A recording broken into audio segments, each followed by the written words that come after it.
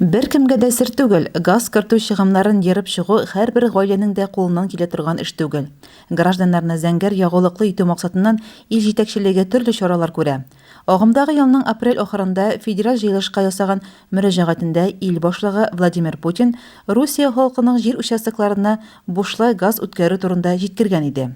Җәй башында Дәүләт Думасы шушы хакта закон кабул итте һәм ул гамәлгә керде. Закон нигезендә 2022 ел башыннан гражданнарның йорты чикләренә кадәр газ бушлай үткәреләчәк. Әлеге эшне Газпром газ бүлү җәмгыяте башкарачак. Безнең районда да газ кермәгән йортлар, урамнар бар.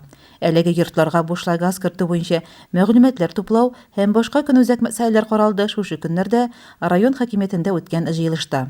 Шарага халык белән турыдан-туры эшләгән авыл советы авыл биләмәләре башлыклары һәм аларның эшләр белән идарә итүчеләре чакырылды.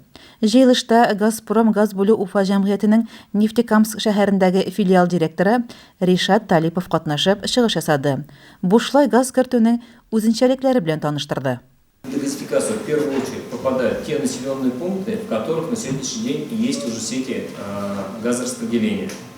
То есть там, где сетей нету, эти населенные пункты в эту программу не попадают. Именно чем хороша эта программа? Тем, что на сегодняшний день очень много населенных пунктов, где есть новые улицы, новые микрорайоны возникают, и там нет газа, нет газопроводов.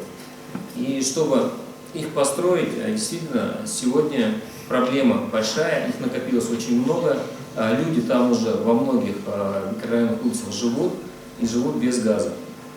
Но чтобы этого не было, как раз вот ввели эту программу, с помощью этой программы можно будет газифицировать все эти улицы. Чем отличается прием заявок именно от заявителей, то есть от жителей? Одно отличие, в дегазификацию могут попасть только те жилые дома, которые на сегодняшний день имеют свидетельство о праве собственности. То есть те, которые зарегистрированы. Если дом не зарегистрирован, заявка приниматься не будет. Йортларына бушлай газ кертергә теләүчеләр гаризаны турыдан-туры үзе яшәгән авыл советы авыл биләмәсенә яза, яисә дәүләт хезмәтләренә һәм күп функциялы үзәк офисларына мөрәҗәгать итә ала. Шулай ук истигезгә төшереп үтәбез, республикада ташламалы категория гражданнарга шәхси торак йортларга газ үткәрүгә сертификатлар бирелә.